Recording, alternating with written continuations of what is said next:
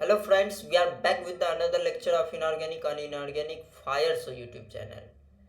तो पिछली क्लास में हम जो टॉपिक चर्चा कर रहे थे उस टॉपिक का नेम था बेंट्स रूल। ठीक है, हमने बताया था बेंट्स रूल में टीबीपी का केस लिया था, है कि नहीं। उसके बाद पेंटागोनल बाई पिरामिडल का केस लिया था। दोनों में हमने डिस्कस किया था कि बेंट्स रूल के अकॉर्डिंग कहाँ कहाँ इलेक्ट्रोनिगेटिव एटम आएंगे, कहाँ कहाँ लोन पेयर आएगा, सारा मैंने डिस्कस किया था।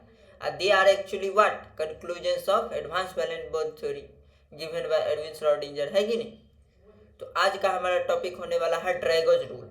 आप शुरू से अंत तक बने रहिए, आपको ड्रैगोज रूल से संबंधित सारी चीजें क्लियर हो जाएंगी, एक भी डाउट नहीं रहेगा। क्लियर?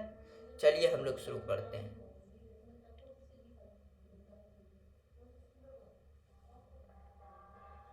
तो हमारा टॉपिक क्या था आज का? Drago's rule. ठीक है, ड्रैगोज एम्पिरिकल रूल इसको बोला जाता है। Clear? Drago's empirical rule. Drago's क्या था? एक साइंटिस्ट का नेम था, उन्होंने ये रूल दिया था। ठीक है, उसका क्या कहना था देखिएगा ड्रैगोज रूल का। According to this rule third period और ऑनवर्ड्स, ठीक है, onwards element doesn't show hybridization. ठीक है, element doesn't show hybridization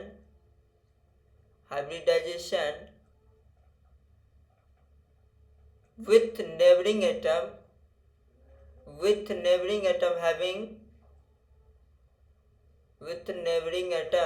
or surrounding atom, we can say, okay, or peripheral atom, neighboring atom having how much? Electronegativity less than equal to 2.5. Clear? Having electronegativity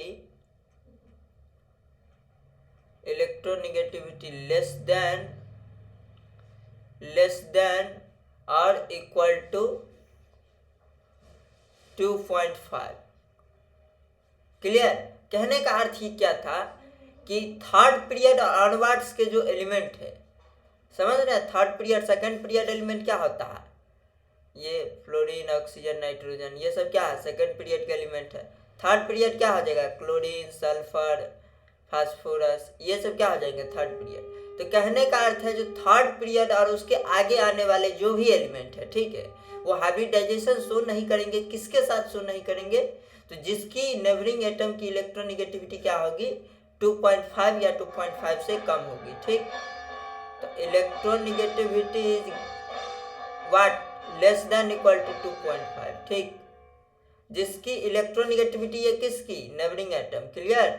neighbouring atom, तो वो hybridisation नहीं show करेगा। ठीक है, तो अपना central atom यहाँ क्या हो गया? थर्ड पीरियड के एलिमेंट हो गए। ठीक, तो सेंट्रल एटम अपना क्या हो जाएगा? थर्ड पीरियड और ऑनवर्ड्स, मतलब fourth period, fifth period, six period. ठीक है, थर्ड पीरियड और ऑनवर्ड्स। क्लियर? और ऑनवर्ड्स।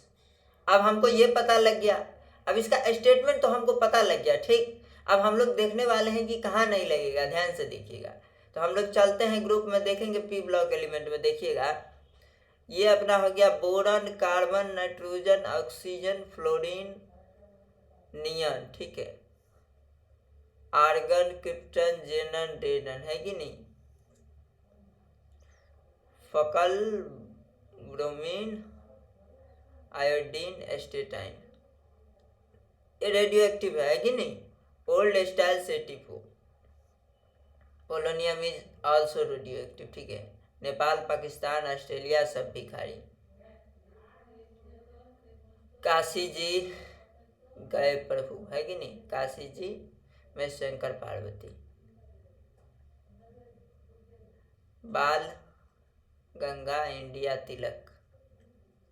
अब ध्यान से देखिएगा यहाँ क्या होने वाला है, खेला क्या होने वाला है। तो अपने को बताइए, ये अगर ये क्या है? ये अपना सेकंड पीरियड एलिमेंट है और यहां से अपना क्या शुरू हो रहा है? थर्ड पीरियड, है कि नहीं।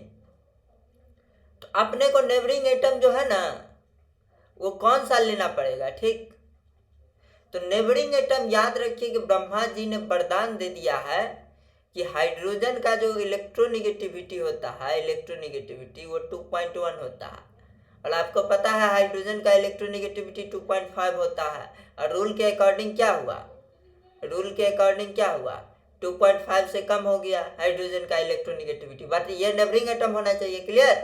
अब ध्यान से देखिएगा, इस सब में लगाइए नेबरिंग एटम को, BH3, AlH3, GH3, INH3, TLH3, दिखा आपको। ये सब जो है ना, ये BH3, LH3, GH3, INH3, TLH3, ये सब में हाइब्रिडाइजेशन होगा, बिल्कुल होगा, समझ रहे हैं। बट हाइब्रिडाइजेशन कहाँ नहीं होगा, तो वो केस हम देखने वाले हैं, देखिएगा ध्यान से। नाइट्रोजन और इस ग्रुप में, ठीक है, ऑक्सीजन वाले ग्रुप में देखिएगा कैसे नहीं होगा, ठीक है। ये नाइट्रोजन का पहले केस देखिए आप। नाइट्रोजन क्या है, अपना सेकंड पीरियड एलिमेंट है। NH3 तो बनता है, आप बोलिएगा NH3 तो बनता है, हाइब्रिडाइजेशन होता है इसमें, बिल्कुल होता है। क्यों होता है हाइब्रिडाइजेशन? हाइब्रिडाइजेशन का क्या मतलब क्या था कि एनर्जी इक्वल होनी चाहिए एटॉमिक ऑर्बिटल्स की, तभी वो पार्टिसिपेट करेंगे हाइब्रिडाइजेशन में, क्लियर। मतलब नियरली सेम होनी चाहिए एनर्जी, मतलब गैप एनर्जी का जो होना चाहिए एटॉमिक ऑर्बिटल्स के बीच काफ़ी लो होना चाहिए, ठीक। तो नाइट्रोजन में क्या था एक्चुअली, ये 2s ऑर्बिटल और ये 2p ऑर्बिटल, ठीक,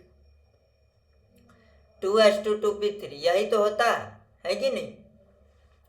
तो अब ये क्या कर रहा था, ये 2 और 2 दिख रहा है, ये सेम सेल के है और सेकेंड पीरियड का है, तो एनर्जी गैप क्या होगा, काफी लो होगा एनर्जी गैप, ठीक। तो इसमें एक्चुअली क्या हो जाता था, हाइब्रिडाइजेशन हो जाता था अपना, ये ऑर्बिटल पार्टिसिपेट करके 4 हाइब्रिड ऑर्बिटल बना लेते थे sp3 के, है कि नहीं। बट pH3 में नहीं होगा, pH3 हाइब्रिडाइजेशन नहीं शो करेगा, ASH3 भी नहीं शो करेगा, SbH3 भी नहीं शो करेगा, BiH3 भी नहीं शो करेगा। कारण है उसका क्यों नहीं शो करेगा अभी बताता हूँ, ठीक। देखिएगा, जब मैं बात करता हूँ pH3 की, pH3 का केस देखिएगा आप, ठीक, pH3 का, phosphorus will be our central atom और it has valence shell electronic configuration 3s2 3p3 3d0, yes और नोट। अब ये रहा देखिए 3s ऑर्बिटल, ये रहा अपना क्या 3p ऑर्बिटल, है कि नहीं, और ये रहा अपना 3d ऑर्बिटल, क्लियर। अब जो यहाँ पे जो गैप है ध्यान से देखिएगा, ये 3s2 3p3, ये जो गैप है ना, ये 3s और 3p के बीच डेल्टा एनर्जी हाई है, समझ रहे हैं। इसलिए ये हाइब्रिडाइजेशन में पार्टिसिपेट नहीं कर रहा है थर्ड पीरियड ऑनवर्ड्स, क्लियर। ये एनर्जी गैप क्या हो जा रही है, काफी हाई हो जा रही है 3s और 3p के बीच, ठीक है, एटॉमिक ऑर्बिटल्स के बीच। ये किसका है, ये एनर्जी है किसका, फास्फोरस का, ठीक है। एटॉमिक फास्फोरस के एटॉमिक ऑर्बिटल्स का एनर्जी हमने सजाया, आपको पता है ना, energy is directly proportional to n+l value for multi electron system, है कि नहीं। और energy is directly proportional to principal quantum number that is shell n, है कि नहीं। किस केस में होता है, जब 1 इलेक्ट्रॉन सिस्टम होता है, ठीक। अब देखिए 3s 3p के बीच हाई एनर्जी गैप हो गई, तो ये क्या बोलता है ना कि हम 3s की तोरा साथ नहीं जाएंगे, हम 3p को बोलता है कि जाओ तुम अकेले रह लो भैया, हम तुम वैसी ठीक है, ठीक है, हम तुम्हारे साथ नहीं जाएंगे, और हम क्या करेंगे, प्योर p एटॉमिक ऑर्बिटल हैं हम लोग, ठीक है, तो ओवरलैपिंग हम एटॉमिक ऑर्बिटल से कर लेंगे इसमें, ठीक है। तो एटॉमिक ऑर्बिटल से अगर ओवरलैपिंग होगा तो ये 3 अनपेयर्ड है, 3 अनपेयर्ड बाय एटाई, समझ रहे हैं, यहाँ पे 3 अनपेयर्ड है 3p में, दिख रहा। अब 3 अनपेयर्ड 3p में है, और हाइड्रोजन में क्या होता है, हाइड्रोजन में 1s1, मतलब 1s में क्या होगा, 1 सिंगल इलेक्ट्रॉन, तो एक हाइड्रोजन एक बॉन्ड बनाएगा, एक अनपेयर्ड है, तो 3p में 3 अनपेयर्ड है, इसका मतलब 3 बॉन्ड बनेगा, क्लियर। जितने अनपेयर्ड होते हैं उतने बॉन्ड बनते हैं। अब 3p के जो ऑर्बिटल है ध्यान से देखिएगा, ये 3p का जो ऑर्बिटल्स है, ये मैं लिख रहा हूँ यहाँ पे 3s और ये 3p, ठीक, ये 3p, क्लियर, ये 3p है एक्चुअली, ठीक है, 1 2 3 और ये 3s, ठीक। ये अपना कहानी हुआ, ठीक, ये एनर्जी का, ठीक। तो ये 3s और 3p में ध्यान से देखिएगा, ये 3p का जो तीनों ऑर्बिटल होगा वो क्या होगा, 3px 3py 3pz, क्लियर। अब ये तीनों क्या होंगे, एक दूसरे के परपेंडिकुलर होंगे, हमको पता है, क्योंकि अपन ने ये x माना और ये y एक्सिस माना, तो this will be our perpendicular z axis, तीनों XYZ एक दूसरे के परपेंडिकुलर होते हैं, आई नो वेरी वेल, है कि नहीं, और आप भी जानते हैं अच्छे से। तो इसका मतलब क्या है, 3p x 3py 3pz, ये तीन हाइड्रोजन से, तीन हाइड्रोजन के 1s से, ठीक है, तीन हाइड्रोजन का क्या होगा 1s यहाँ होगा, है कि नहीं, हाइड्रोजन का 1s, ये भी हाइड्रोजन का क्या हो जाएगा 1s। ये क्या करेंगे ना एक्चुअली, ये तीनों इससे बॉन्ड बना लेंगे, क्लियर, और एटॉमिक ऑर्बिटल वाला ओवरलैपिंग हो जाएगा, समझ रहे बात को। इसका मतलब 3p1s ओवरलैपिंग से बन जाएगा ये बॉन्ड, क्लियर, समझ में आ रही है बात। इसमें भी एक एक इलेक्ट्रॉन है और एक एक इलेक्ट्रॉन है, तो दोनों मिलकर के क्या बना लेंगे, एक बॉन्ड बना लेंगे, है कि नहीं, पेयरिंग हो जाएगी, ठीक। तो ये क्यों नहीं गया हाइब्रिडाइजेशन में, क्योंकि एनर्जी गैप काफी हाई हो गई। हाइब्रिडाइजेशन का फॉर्मूला ही मतलब ही होता है कि एनर्जी गैप लो होनी चाहिए, मतलब कंपेरेबल एनर्जी होनी चाहिए, क्लियर, तो इसलिए नहीं गया। अब ये तीनों परपेंडिकुलर हो गए, तो बताइए ये p एटॉमिक ऑर्बिटल्स, ठीक, ये अभी अपना क्या हो गया p एटॉमिक ऑर्बिटल्स, ये भी अपना क्या हो गया p एटॉमिक ऑर्बिटल्स। इसको मैंने px बोला, इसको मैंने px बोला, और इसको मैंने क्या बोला py बोला, तो it will be our what pz orbital. ध्यान से दिखा आपको, ये अपना क्या हो जाएगा pz ऑर्बिटल, क्लियर। अब ध्यान से देखिएगा 1s का ओवरलैपिंग होगा, कैसे करेंगे और कैसे करवाएंगे ओवरलैपिंग, सिंपल सी बात है भाई, ऐसे हो जाएगा, ठीक है, ऐसे ऐसे ऐसे, ठीक है। तो ये जो ओवरलैपिंग हुआ, इसका मतलब ये pH3 कैसा बना, ठीक है, ऐसा बना, क्लियर। इसके बीच कितना डिग्री का एंगल रहा, 90 डिग्री का एंगल रहा, समझ रहे हैं। ये एंगल कितना हो गया 90 डिग्री का, ऑलमोस्ट, है कि नहीं, ऑलमोस्ट 90 डिग्री हो गया जी। परपेंडिकुलर हुआ तो कि क्या हुआ 90 डिग्री एंगल हो गया तीनों। तो इसका मतलब pH3 में हाइब्रिडाइजेशन शो नहीं हो रहा है, ड्रैगोज मॉलिक्यूल हो गया, इसीलिए ड्रैगोज साहब ने इसको एक्सप्लेन किया था, इसलिए वो अपने नाम पे रख लिया है कि ड्रैगोज मॉलिक्यूल इसको बोलते हैं, क्लियर। अब एंगल वाइज कितना हो गया बताइए, 90 डिग्री हो गया एंगल। अब 90 डिग्री हो गया ऑलमोस्ट एंगल, इसका मतलब क्या हुआ, इसका मतलब हुआ कि हाइब्रिडाइजेशन शो नहीं किया, हाइब्रिडाइजेशन शो नहीं किया, वही तो स्टेटमेंट बोल रहा, तो ये एक्सप्लेन हो गया, इजिली एक्सप्लेन हो गया, समझ रहे बात को। तो 90 डिग्री इसमें बॉन्ड एंगल हो गया, ये अपना क्या हो गए खास बात, अप्रोक्सीमेटली 90 डिग्री होगा बॉन्ड एंगल, ठीक है, सारे में होगा जितने भी ड्रैगोज मॉलिक्यूल होंगे। अब pH3 जब हाइब्रिडाइजेशन नहीं शो किया, तो ये नेपाल, पाकिस्तान, ऑस्ट्रेलिया सब भिखारी, ठीक। और ये क्यों हुआ ऐसा, क्योंकि लोन पेयर के कारण सब खेला हुआ है। इस सब खेला किसके कारण हुआ है, लोन पेयर। ना ये लोन पेयर रहता, ना हाइब्रिडाइजेशन का खेला न होता या नहीं होता, ठीक। तो जिसमें लोन पेयर नहीं होगा उसमें इस ड्रैगोज रूल तो लगेगा ही नहीं, ठीक। लोन पेयर देखिए बोरन पे होता है, नहीं, इसमें नहीं लगेगा, इसके कोई ग्रुप में। कार्बन में भी लोन पेयर नहीं होता है, नहीं होगा। नाइट्रोजन में होता है, जब हाइड्रोजन के साथ बॉन्ड बनाएगा तो, है कि नहीं, NH3 में आ जाएगा pH3 में, तो इसमें चांसेज है, तो हमने कर लिया थर्ड पीरियड ऑनवर्ड्स में। इसमें भी ऑक्सीजन में भी लोन पेयर होता है, तो इसमें भी हो जाएगा। फ्लोरीन की तो बात ही नहीं करेंगे, ठीक है, लोन पेयर उसमें भी होता है, बट उसमें क्या हो जाएगा समझ रहे हैं, HF बॉन्ड बना लेगा। इसके साथ अगर करेंगे तो HF बन जाएगा, HCl बन जाएगा, HBr बन जाएगा। कहाँ 3p एटॉमिक ऑर्बिटल, कहाँ कहाँ आप खोज रहे हैं, इक्के को बॉन्डे बनेगा, है कि नहीं। तो ये मेरा कहने का अर्थ था, H2S, SeH2, TeH2, ये सब क्या करेंगे ड्रैगोज मॉलिक्यूल हो जाएंगे, ठीक। ये हाइब्रिडाइजेशन शो नहीं करेंगे, क्लियर। जब pH3 हाइब्रिडाइजेशन शो नहीं किया, इसका मतलब क्या करेगा, ASH3 तो बिल्कुल नहीं करेगा भैया, साइज AS का देख रहे हैं और बड़ा हो गया, है कि नहीं, SbH3 BiH3, ठीक। और H2O, और उसके बाद H2S, उसके बाद क्या H2Se, H2T, क्लियर। ये दोनों क्या होने चाहिए अपने, ये दोनों क्या होने चाहिए, ये दोनों ड्रैगोज मॉलिक्यूल हो जाएंगे, समझ रहे बात को, ड्रैगोज मॉलिक्यूल। ये क्या करेंगे hybridization, it doesn't show hybridization, hybridization show नहीं करेंगे, और बॉन्ड एंगल इसमें कितना रहेगा ऑलमोस्ट 90 डिग्री, क्लियर। तो ये इसका कंक्लूजन था इस ड्रैगोज मॉलिक्यूल का। अब ड्रैगोज मॉलिक्यूल के लिए आपको कंडीशन क्या लिखना है, तो यहाँ पे कंडीशन लिख लेंगे अपन, ठीक है। कंडीशन में दो ही चीज लिखेंगे, तीन चीज लिखेंगे। पहला लिखेंगे क्या कि on central atom at least one lone pair, ठीक है, at least one lone pair is present. Okay, इसके लिए कंडीशन है कि एटलीस्ट एक लोन पेयर तो कम से कम प्रेजेंट होना चाहिए सेंट्रल एटम पे। दूसरा कंडीशन क्या है कि नेबरिंग एटम का इलेक्ट्रोनेगेटिविटी कितना होना चाहिए, नेबरिंग एटम का इलेक्ट्रोनेगेटिविटी कितना होना चाहिए, नेबरिंग एटम का इलेक्ट्रोनेगेटिविटी हो जाएगा अपना कितना, लेस देन इक्वल टू 2.5। समझ रहे बात को।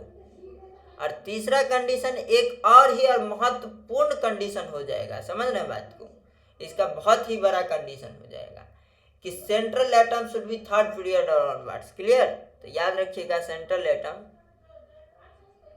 शुड बी थर्ड पीरियड और ऑनवर्ड्स। क्लियर, थर्ड पीरियड और ऑनवर्ड्स, ये पीरियड की बातें हो रही हैं। क्लियर, थर्ड पीरियड या उससे जब ज्यादा वाला, fourth period, fifth period, six period, ऐसे हो सकता है। क्लियर, तभी तो ये थर्ड पीरियड का एलिमेंट हो गया फास्फोरस। एस क्या हो गया, फोर्थ पीरियड का, फिफ्थ पीरियड का या सिक्स पीरियड का।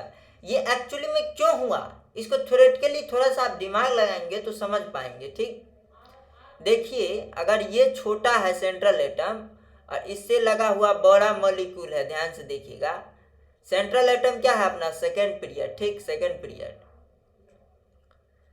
मतलब स्मॉल है, ठीक है, स्मॉल। और नेबरिंग एटम क्या है, थर्ड पीरियड, ठीक है, third period. Clear, third period और ऑनवर्ड्स, ठीक, ऑनवर्ड्स। तब ये हाइब्रिडाइजेशन इसमें क्या होगी, पॉसिबल होगी, बिल्कुल होगी पॉसिबल। बट हाइब्रिडाइजेशन कब नहीं होगी, जब ये सेंट्रल एटम क्या हो, बड़ा हो और जो नेबरिंग एटम हो अपना स्मॉल हो। अच्छा, नेबरिंग एटम स्मॉल होंगे तो पास पास होंगे, है कि नहीं, पास पास होंगे। और ये नेबरिंग एटम अगर बिग बिग होंगे तो दूर दूर होंगे, है कि नहीं। अब नेबरिंग एटम अगर स्मॉल हुए तो ये पास पास होंगे, पहली बात, और सेंट्रल एटम बड़ा हो गया, ठीक, तो ये दोनों जो है रिपल्सन लगाएंगे, ठीक, रिपल्सन नहीं लगाएंगे।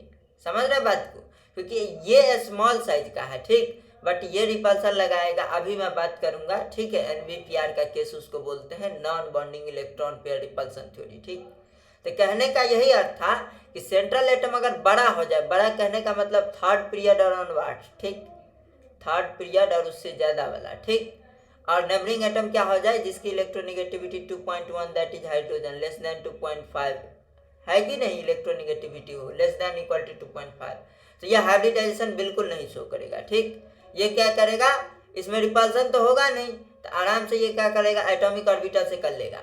अब ध्यान से देखिएगा, इधर जो मैंने केस आपको बताया है ये PH3 वाला, यही PH3 वाला सेम केस हम यहाँ पे लिखेंगे, ध्यान से देखिएगा।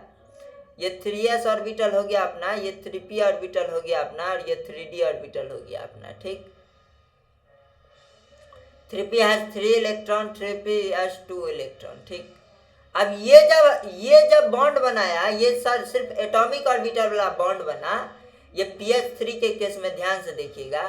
कोई पूछे कि PH3 का स्ट्रक्चर क्या होता है, बनाओ, ठीक, तो आपको ऐसे बनाना है और बोलना 90 डिग्री शो कर देना है। क्लियर, अगर कोई बंदा ऐसे बना रहा है PH3 का शेप और बोल रहा है कि ट्रायंगल बाय पिरामिडल शेप का होगा, तो वो बच्चा बेवकूफ है, वो हाइब्रिडाइजेशन इसमें सोच लिया। हाइब्रिडाइजेशन तो पॉसिबल ही नहीं है, क्योंकि अकॉर्डिंग टू इसमें ड्रैगोज मॉलिक्यूल हो गया, ड्रैगोज रूल लग रहा है। समझ रहे बात को, 3s में लोन पेयर रह गया, ये इंपॉर्टेंट बात है। 3s में क्या रह गया, ये लोन पेयर। अब ये जो लोन पेयर 3s में रह गया ना, ये lone pair pure s atomic orbital में रह गया। ठीक, प्योर एटॉमिक ऑर्बिटल में। और जब जब lone pair pure atomic orbital में होता है, तब तक क्या होता है, स्टीरियोकेमिकली इनएक्टिव लोन पेयर उसको बोलते हैं। ये लोन पेयर कैसा है, स्टीरियोकेमिकली इनएक्टिव, मतलब ये रिपल्सन नहीं लगाएगा, स्टीरियोकेमिकली इनएक्टिव लोन पेयर बताया था मैंने पीछे। ठीक है, स्टीरियोकेमिकली इनएक्टिव लोन पेयर, समझ आई बात, ये मैंने आपको बताया था, स्टीरियोकेमिकली इनएक्टिव लोन पेयर। ठीक, तो ये 3s में रह गया, तो इसका मतलब ये लोन पेयर किस में है एक्चुअली, 3s ऑर्बिटल में, सॉरी 3s में है, ठीक। तो लोन पेयर जब 3s में है तो इलेक्ट्रॉन डेंसिटी आधा ऊपर होगा जो इसको रिपेल करेगा, और आधा नीचा होगा वो भी रिपेल करेगा, कैंसिल हो जाएगा ओवरऑल रिपल्सन। समझ रहे बात को। तो यही कारण होता है, ओवरऑल तो कोई इफेक्ट नहीं ना पड़ा, इसलिए ओवरऑल इसका इफेक्ट देखकर बोलते हैं स्टीरियोकेमिकल इनएक्टिव लोन पेयर। मतलब क्या, जो रिपल्सन क्या कर रहा हो, नहीं लगा रहा हो, ठीक है, रिपल्सन नहीं लगाएगा। क्लियर, यही इसकी खास बात है एक्चुअली, ठीक। कहने का मेरा ये अर्थ था। कोई पूछे बताओ ASH3 का क्या होगा, ASH3 का कितना बॉन्ड एंगल कंपेरिजन करवा ले, क्योंकि ये बहुत इंपॉर्टेंट है। क्यों इंपॉर्टेंट है, बॉन्ड एंगल का कंपेरिजन करने बोलेगा, उसमें एगो डाल देगा PH3, तो आप समझ जाएंगे भैया एक बॉन्ड एंगल क्या है, 90 डिग्री सबसे कम है कि नहीं। Although it has lone pair, ठीक, but lone pair is present in what, pure atomic orbitals. बताया है आपको अभी, ठीक, कैसे प्योर पी में है, ठीक। तो प्योर पी में प्योर एस में प्रेजेंट है, सॉरी प्योर एस में, तो प्योर एस में होने के कारण रिपल्सन ही नहीं लगाएगा। बताया था स्टीरियोकेमिकली इनएक्टिव लोन पेयर हो जाएगा, ठीक। तो ASH3 का कोई बोले तो ऐसे बना दीजिएगा स्ट्रक्चर, ठीक, ये सही हो जाएगा। और कोई अगर बेहुदा ऐसे बना रहा हो तो उसको बोलिएगा भैया जी ड्रैगोज मॉलिक्यूल है, इसमें नहीं लगेगा हाइब्रिडाइजेशन, ठीक, ये क्या है, रॉन्ग है, और ये वाला क्या है, करेक्ट है। समझ गए बात को, ठीक है। तो this is the actually thing, Drago's molecule. तो आपको समझ में आ गया होगा व्हाट इज ड्रैगोज मॉलिक्यूल, ठीक। और मैंने कंडीशन आपको पीछे लिखवा दिया है कि at least one lone pair present होना चाहिए on centre, at least one lone pair is present, numbering atom 2.5 या 2 या 0.5 या उससे कम होना चाहिए, और सेंट्रल एटम में क्या होना चाहिए, थर्ड पीरियड और ऑनवर्ड्स होना चाहिए, ठीक है। ये तीन कंडीशन अगर सेटिस्फाई होगा तो ड्रैगोज रूल लगेगा, नहीं तो नहीं लग पाएगा। समझ रहे बात को। तो कहने का मेरा ये अर्थ है, ठीक। तो ये अपना क्लियर हो गया। बताइए कोई पूछे SiH4 में ड्रैगोज मॉलिक्यूल लगेगा, ड्रैगोज रूल, आप तुरंत बोलेंगे नहीं लगेगा, क्योंकि SI के ऊपर लोन पेयर है ही नहीं। SI का क्या होता है कॉन्फ़िगरेशन, बोलिए 3s, सॉरी ध्यान से देखिएगा, SI का क्या होगा, 2 8 10 4 14 है कि नहीं, 3s2 3p2, क्लियर। अब ये 3s2 3p2 होता है, ये 3s और ये 3p, ठीक। इसमें देखिए 4 हाइड्रोजन है, इसका मतलब 4 बॉन्ड बना रहा है, इसका मतलब 4 अनपेयर्ड हुआ होगा। 4 अनपेयर्ड कैसे करेंगे, अभी 3s2 3p2 है, ठीक, अभी 2 अनपेयर्ड है, दिखा आपको। 4 अनपेयर्ड करने के लिए दिस एक्साइटेशन विल हैपन, ठीक है, और ये यहाँ 4 अनपेयर्ड हो जाएगा, यहाँ कट गया। अब लोन पेयर रहा ही नहीं, लोन पेयर रहा ही नहीं। अब लोन पेयर नहीं रहा भैया, लोन पेयर दिख रहा है कहीं नहीं है लोन पेयर। लोन पेयर किसको बोलते हैं, जब 2 इलेक्ट्रॉन एक साथ रहते, ठीक। तो लोन पेयर नहीं है, इसका मतलब क्या हुआ, इसमें ड्रैगोज रूल क्या करेगा, नहीं ऑपरेट करेगा, और इसमें हाइब्रिडाइजेशन पॉसिबल हो जाएगा, और इसका शेप ऐसे आ जाएगा, इसका ज्योमेट्री ऐसे आ जाएगा। समझ रहे बात को। This is the actually things you have to keep in your mind very carefully, okay, otherwise you will lose your 4 marks in JEE mains as well as NEET, okay, ये कहने का अर्थ था। आगे चलिए, तो ड्रैगोज रूल हमने पूरा एकदम धमाकेदार तरीके से देख लिया है, ठीक। तो आइए हम लोग कुछ चर्चा करते हैं, ध्यान से देखिएगा वेस्पर रूल का, ठीक है। NBPR मैं थोड़ा सा डिस्कस कर देता हूँ, NBPR क्या होता है। NBPR क्या होता है, इसका मतलब होता है non bonding electron pair repulsion theory, ठीक है, non bonding electron pair repulsion. समझ रहे हैं बात को, इलेक्ट्रॉन पेयर रिपल्सन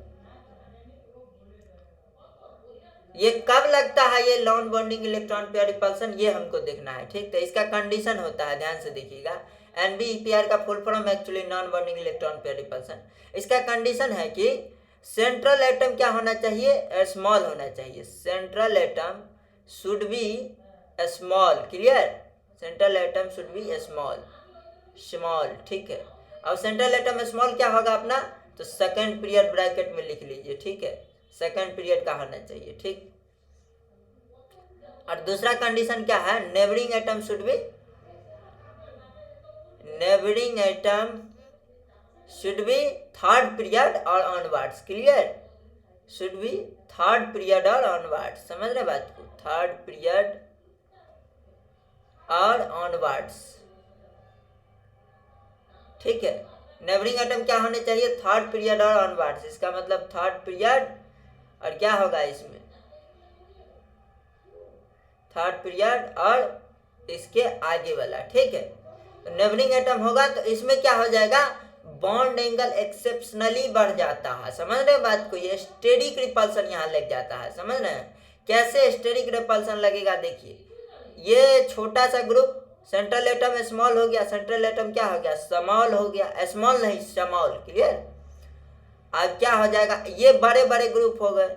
अब ये बड़े बड़े ग्रुप हो गए तो ये एक दूसरे को क्या लगाएंगे, धक्का लगाएंगे और इस दूसरे को क्या कर देंगे, बाहर कर देंगे। दिखा आपको, ये धक्का लगा के एक दूसरे को क्या करेंगे, फैला देंगे। फैला देंगे तो ये बॉन्ड एंगल इंक्रीज होगा, है कि नहीं, बॉन्ड एंगल क्या हो जाएगा, इंक्रीज होगा। ऑल्दो इट शुड प्रेजेंट, और एक चीज और, इसका एक और कंडीशन है, थर्ड कंडीशन, कि at least one lone pair should be present, at least one lone pair should be present, ठीक है, at least one lone pair should be present, ठीक है, शुड बी प्रेजेंट, ठीक। और एक और कंडीशन है चौथा, हाइब्रिडाइजेशन क्या होना चाहिए, sp3 होना चाहिए, क्लियर। ये इसी कंडीशन में NBPR को अपन लगाएंगे, ठीक है, ठीक है। सेंट्रल एटम क्या हो गया, स्मॉल हो गया, दैट इज सेकंड पीरियड, और neighbouring atom third period onwards बड़े बड़े ग्रुप लग गए, ठीक है। बड़े बड़े क्या करेंगे, स्टेरिक रिपल्सन लगाएंगे, तो ये स्टेरिकली एक्टिव ग्रुप हो जाएंगे, बड़े बड़े ग्रुप, है कि नहीं। तो ये रिपल्सन जो लगा रहा है, ये एक्चुअली क्या कर रहा है, बॉन्ड एंगल को बढ़ा रहा है, इस बॉन्ड एंगल को, इस थीटा को क्या कर रहा है, इंक्रीज कर रहा है। तो इसमें जो NBPR जिसमें लग जाता है ना, उसका बॉन्ड एंगल एक्चुअल से भी ज्यादा हो जाता है। समझ रहे हैं बात को, मैं एग्जांपल देता हूं, ध्यान से देखिएगा, एक एग्जांपल देखिएगा। कोई पूछे बताइए OCl2 ऑक्सीजन क्या है अपना, सेंट्रल एटम, बताइए central atom is our second period, है कि नहीं, और नेबरिंग एटम क्या है, थर्ड पीरियड है कि नहीं, नेबरिंग एटम थर्ड पीरियड हो गया। अब इस पे लोन पेयर है, हाँ 2 लोन पेयर है कि नहीं, और इसका हाइब्रिडाइजेशन क्या है, sp3 है, हमको पता है 2 लोन पेयर और 2 सिग्मा बॉन्ड आ गए, है कि नहीं। तो कंडीशन देखिए, central atom should be small, second period है, neighbouring atom should be third period onwards है, नेबरिंग एटम तो at least one lone pair should be present, lone pair तो है ही, 2 लोन पेयर है, एक कम से कम होना चाहिए, क्लियर। हाइब्रिडाइजेशन sp3, हाइब्रिडाइजेशन है sp3, क्या करना है अपने को, ठीक। तो इसका मतलब हाइब्रिडाइजेशन sp3 है, इसका मतलब क्या हो गया, इसमें क्या लग गया अपना NBPR का ये केस हो गया, NBPR लग गया, NBPR लग गया तो इस Cl और Cl रिपेल करेंगे थर्ड पीरियड वाला, और इसका बॉन्ड एंगल क्या कर देंगे, इसका थीटा कहाँ चला जाता है पता है आपको, कभी देखिएगा 109 डिग्री 28 मिनट कब होता है, bond angle 109 degree 28 minute sp3 के केस में होता है, जब मॉलिक्यूल टेट्राहेड्रल होता है। बट जब लोन पेयर आता है तो कम हो जाता है VSEPR थ्योरी से, क्योंकि लोन पेयर इसको रिपल्सन लगा के क्या कर देता है, कम कर देता है। बट इस केस में जब NBPR लग गया तो बॉन्ड एंगल कम होने के बजाय एक्चुअली क्या हो गया, बढ़ गया, ठीक है। 109 डिग्री 28 मिनट से भी बढ़ जाता है बॉन्ड एंगल, हैरानी की बात तो ये है, ठीक। और इसमें एक्चुअली एक और कारण से बॉन्ड एंगल बढ़ जाता है कि ऑक्सीजन से क्लोरीन पे एक्चुअली बैक बॉन्डिंग भी हो रहा होता है, ठीक। तो ये 2 रीजंस होते हैं इसके, क्या होते हैं कि इसके बॉन्ड एंगल को बढ़ा देते हैं, क्लियर, समझ आ रही है बात। तो this is the actually reason behind this, ठीक। NBPR कहाँ लगता है, समझ में आ गया, खेला एकदम से पूरा क्लियर हो गया आपका। अब खेला क्लियर हो गया तो आप ध्यान से देखिएगा, इन्हें हम लोग चलेंगे, ठीक है। बॉन्ड ये सब करवा रहा हूँ, ये बॉन्ड एंगल का ये अपना फाउंडेशन तैयार हो रहा है। जब बॉन्ड एंगल करवाऊंगा ना, और बॉन्ड लेंथ वाला जितना कंपैरिजन होता है, दुनिया के जितने सवाल हैं एकदम खतरनाक तरीके से आप कर देंगे, ठीक। तो इसलिए ये मैं बता रहा हूँ, ठीक। अब एक पीछे मैंने एक स्टेटमेंट लिखाया था जब मैं valence shell electron pair repulsion theory पढ़ा रहा था, VSEPR जब पढ़ा रहा था, तो उसमें मैंने क्या बताया था, बताइए, कि जब लोन पेयर प्रेजेंट होता है तो उसको क्या बोलते हैं, जब रेगुलर ज्योमेट्री कब बोलते हैं, जब सराउंडिंग क्या हो, सेम हो, और loan pair is not present, ठीक है। जब सराउंडिंग क्या हो, सराउंडिंग सेम हो, ठीक है, किसी भी केमिकल यूनिट में सराउंडिंग एटम क्या होना चाहिए, नेबरिंग एटम सेम होना चाहिए, ठीक है, सराउंडिंग एटम सेम हो और लोन पेयर क्या हो, एब्सेंट हो। क्लियर? तो उस केस में ज्योमेट्री अपन क्या बोलते थे, ज्योमेट्री विल बी रेगुलर, ठीक है। बट क्या बोल रहा था मैंने, ज्योमेट्री क्या होगा, रेगुलर होगा। बट जब लोन पेयर आ जाएगा उस केस में या तो उसको क्या बोलेंगे हम, कैप्ट बोलेंगे, ठीक है, कैप्ट बोलेंगे और डिस्टॉर्टेड बोलेंगे, तब रेगुलर ज्योमेट्री नहीं होगी। अगर लोन पेयर प्रेजेंट हो गया सेंट्रल एटम पे, है कि नहीं, lone pair present on central atom, समझ रहे बात को, ऑन सेंट्रल एटम, तब क्या बोलेंगे हम कि तब क्या हो जाएगा, लोन पेयर अगर सेंट्रल एटम पे प्रेजेंट हो गया, ठीक है, और सराउंडिंग एटम क्या है, सेम ही है, तब उसमें क्या होगा, ज्योमेट्री क्या हो जाएगा उसका, रेगुलर तो नहीं रहेगा भैया, क्योंकि वो जो लोन पेयर आ रहा है उसको झुका झुका के क्या कर देगा, डिस्टॉर्टेड कर देगा, ठीक है। तो ज्योमेट्री क्या हो जाएगा, इसको एक वर्ड बोलते हैं, that is referred as actually what, capped और डिस्टॉर्टेड। क्लियर? बट एक केस याद रखिएगा, इसमें एक एक्सेप्शन वाला केस आएगा जिसको अपन एक्सप्लेन करते हैं किससे, उसको एक्सप्लेन करते हैं कीपट मॉडल से। क्लियर? कीपट रूल लगता है उसमें, ठीक है, कीपट मॉडल कोऑर्डिनेशन कंपाउंड में पढ़ाऊंगा, बहुत लोग तो सुने भी नहीं होंगे, ठीक है, ध्यान से देखिएगा, कीपट रूल पढ़ाऊंगा मैं, ठीक है, जिसमें कीपट रूल लग जाता है, ठीक। अभी अभी मैंने बोला था कि इस सब में क्या लग जाता है, जिसमें लोन पेयर आ गया वो कैप्ट और डिस्टॉर्टेड होता है। बट याद रखिएगा ये कुछ मॉलिक्यूल है, ध्यान से देखिएगा, ये मॉलिक्यूल अपना क्या है, SbS6 3-, ठीक है, Br उसके बाद क्या है, F6-, ठीक है, BrF6-, ठीक है, BrX6-, ठीक है, और उसके बाद क्या है, एक मॉलिक्यूल आता है TeX6-2-, क्लियर, ये अपना आता है, ठीक है, मॉलिक्यूल, जहाँ पे X अपना क्या हो सकता है, X हो सकता है क्लोरीन, हो सकता है ब्रोमीन, हो सकता है आयोडीन, हो सकता है। क्लियर? ये 3 ही होंगे। इसमें क्या लगता है, एक्चुअली कीपट रूल लग जाता है। एक और मॉलिक्यूल होता है अपना IF6-, ठीक है, और एक मॉलिक्यूल और होता है COF5-। क्लियर? ये इतने मॉलिक्यूल होते हैं, ठीक, इसमें क्या होता है ना अपना IF है, ठीक, इसमें लोन पेयर होने के बावजूद क्या हो जाता है, रेगुलर ज्योमेट्री रहता है। इसी को एक्सप्लेन करते हैं कीपट रूल से, ठीक है, जहां पे लोन पेयर का कोई इफेक्ट नहीं लगता है। क्लियर? ठीक है, मैं समझाऊंगा जब कोऑर्डिनेशन आपको पढ़ाऊंगा। क्लियर?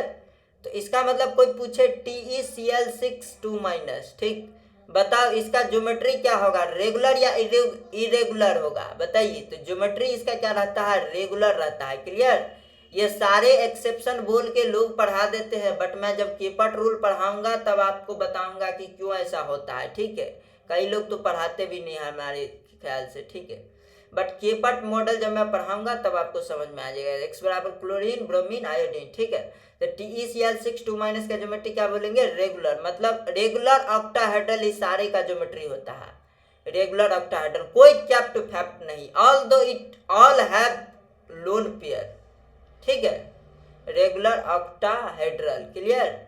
ये ज्योमेट्री होता है, ठीक है। तो ये अपने को याद रखना है, पॉइंट वाली बात थी, और कीपट मॉडल से समझाऊंगा कोऑर्डिनेशन में। अभी के लिए क्या कर लीजिए, रिमेंबर, ठीक है, रिमेंबर, मैं लिख देता हूँ रिमेंबर, ठीक।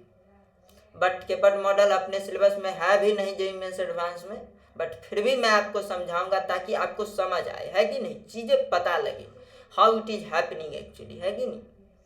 तो ये हो गया अपना। इसके बाद अपन क्या करेंगे, बॉन्ड एंगल, उसके बाद बॉन्ड लेंथ, ठीक है, और हम चर्चा रिगार्डिंग करने वाले हैं हम लोग, ठीक है, ये बेहतरीन मॉडल से, ठीक। और इसके बाद अगला लेक्चर में मैं करवाऊंगा existence and non existence of molecule, ठीक है, मॉलिक्यूल कब एग्जिस्ट करेगा कब नहीं एग्जिस्ट करेगा। जैसे मैं आपको बताता हूँ, जैसे एग्जाम्पल ले लीजिएगा, ये एग्जाम्पल मैंने दिया ना आपको, ये 3rd पीरियड ऑनवर्ड्स वाला, इसमें है कि नहीं, NVPR लग जाता है। बताइए, कोई आपको बोल दे, आप ध्यान से देखना है, आपको बताना है, एक कॉमन सेंस का मैं एग्जांपल करवाता हूँ। आपको बताना है कि इसमें से किसका बॉन्ड एंगल क्या होगा, सबसे ज्यादा होगा, मैक्सिमम बॉन्ड एंगल किसका होगा। ठीक है, सॉरी ये नहीं देता हूँ, ठीक है, एक दे देता हूँ मैं, ठीक है, CH4 और एक दे देता हूँ मैं, क्या दूँ, CF4, ठीक है, CF4, ठीक है। अब आपको बताना है कि बॉन्ड एंगल इसमें किसका ज्यादा होगा। ठीक, अब आप सोच के बताइए। तो देखिए, कोई ऐसा लड़का होगा जो जिसको NBEPR पता है तो वो डायरेक्टे मार देगा। ठीक, इधर देखेगा H2O है, sp3 हाइब्रिडाइजेशन है, इसमें भी sp3 हाइब्रिडाइजेशन है, इसमें भी sp3 है, इसमें भी sp3 है। अब लड़का गौर करेगा कि इस पे 2 लोन पेयर है। ठीक है, 2 लोन पेयर है। अच्छा, NBPR कहीं लग रहा है क्या, बॉन्ड एंगल मैक्सिमम वाला पूछा है। ठीक है, कि किसका बॉन्ड एंगल मैक्सिमम हुआ, तो OBR2 में वो लड़का ऑब्जर्व किया कि वो अपना क्या है, सेंट्रल एटम सेकंड पीरियड का है, BR क्या है अपना थर्ड पीरियड का है। ठीक है, थर्ड पीरियड का, इस पे लोन पेयर भी है, हाइब्रिडाइजेशन sp3 भी है। इसका मतलब NBPR का केस आ गया, तो बॉन्ड एंगल सबसे मैक्सिमम बॉन्ड एंगल किसका हो गया, OBR2 का क्या हो गया, maximum bond angle. Clear, direct बोल दिया उसने। यहीं पे अपने को ड्रैगन मॉलिक्यूल दे के दे देता, ध्यान से देखिएगा, H2O दे दिया, OBR2 दे दिया, ठीक है, और उसके बाद अपने को दे दिया CH4 दे दिया, और एक दे दिया अपने को क्या, PH3। ठीक है, सॉरी PH3 नहीं दूंगा मैं, ठीक, अभी दे देता हूं मैं, H2S दे दिया। बताइए इसमें से किसका बॉन्ड एंगल सबसे कम होगा, बॉन्ड एंगल इसमें कम करना बोला, बॉन्ड एंगल किसका सबसे लो होगा, सबसे लो। ठीक है, बॉन्ड एंगल किसका क्या होगा, सबसे low bond angle, high bond angle होगा। ठीक, इसमें लो पूछा है। ठीक, तो कौन सा वाला हो जाएगा, अब लड़का पूछा कौन वाला, एक तो केस पर है ड्रैगन मॉलिक्यूल 90 डिग्री एंगल हो जाता है, बाकी सब में तो क्या होता है, sp3 हाइब्रिडाइजेशन होता है 109 डिग्री 28 मिनट। अगर एक लोन पेयर आता है तो मिनिमम 2 डिग्री से लो बॉन्ड एंगल घटता है। ठीक, और 2 लोन पेयर आएगा तो मिनिमम 4 डिग्री से घट जाएगा, तो 109 में से 4 गया, पांचों घटा लीजिए तो मत समझ रहे हैं 100 के पारे आएगा, 90 तो नहीं आएगा। तो 90 के लिए खोजा कि कहीं इसमें देखते हैं 90 वाला कहीं तो नहीं है, मतलब ड्रैगन रूल तो नहीं लग रहा। अरे भैया ये S सल्फर आ गया और H2 आ गया, लोन पेयर है, इस पे आपसे हाइब्रिडाइजेशन sp3 है। ठीक, लोन पेयर भी है, और नेबरिंग एटम हाइड्रोजन है जिसका क्या है, इलेक्ट्रोनिगेटिविटी 2.1 है। ये तो ड्रैगन मॉलिक्यूल आ गया SH2, इसका मतलब इसका बॉन्ड एंगल कितना होगा, 90 डिग्री। अब लो होगा, बाद बाकी सब में sp3 हाइब्रिडाइजेशन है। ठीक है, इसका बॉन्ड एंगल तो सबसे ज्यादा हो जाएगा OBR2 का। H2O का क्या होगा, इसका भी बॉन्ड एंगल कम होगा, है कि नहीं, 104.5 के आसपास होता है, आपको पता ही है H2O का bond angle, sp3 hybridisation. Clear, तो ये अपना खेला हो जाता है। ठीक, तो डायरेक्ट आंसर बोल देगा कोई H2S। ठीक, तो ये एक्चुअली इसका वो है, समझ रहे हैं, फायदा है इसको समझने का। ठीक, तो आज हम लोग इतना ही डिस्कस करते हैं, अगले क्लास में बॉन्ड लेंथ बॉन्ड एंगल का कंपैरिजन करेंगे। ठीक है, उसके बाद non existence and existence of molecule मैं बताऊंगा। ठीक है, तो आप लोग चैनल को सब्सक्राइब कीजिए, लाइक कीजिए, शेयर कीजिए। ठीक है, फैलाइए इनऑर्गेनिक फायर्स ऑफ फैमिली को। ठीक है, अच्छे से फैलाना है अपने को ताकि बहुत लोग सीख सके। ठीक है, थैंक यू, धन्यवाद, टाटा, बाय बाय, जय हिंद। मस्त रहे, स्वस्थ रहे, पढ़ते रहे आप लोग। ठीक।